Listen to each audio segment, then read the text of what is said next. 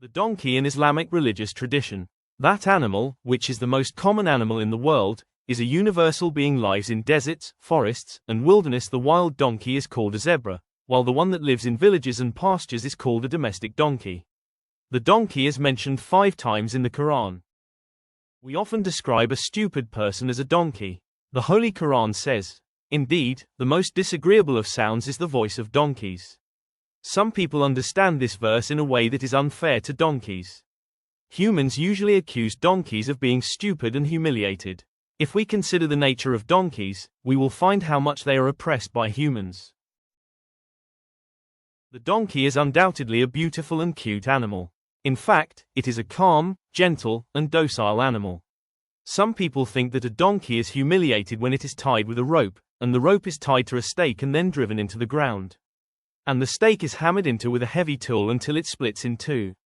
However, the donkey does not object, does not complain, and no one comes to his aid. The donkey is subservient and not humiliated, but rather it is made subservient to you by God Almighty. We use the donkey to carry dung and filth, and we let it sleep in the mud, and it does not object to us.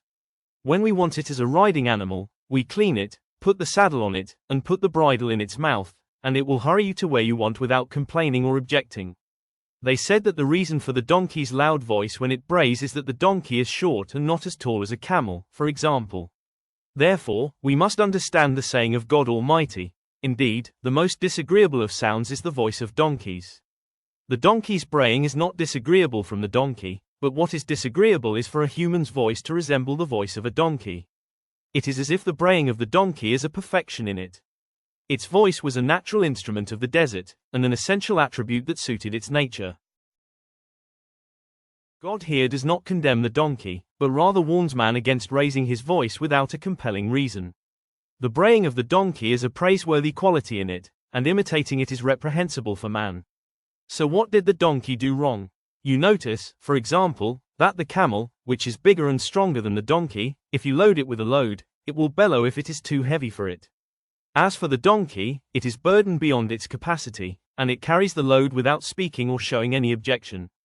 It is a religiously established fact that a donkey brays when it sees a demon. It is observed that donkeys sense earthquakes before they occur, and that they break their chains and flee into the wilderness. This is just a little of the story about this gentle creature that was mentioned in the Holy Quran. Peace, mercy and blessings of God be upon you.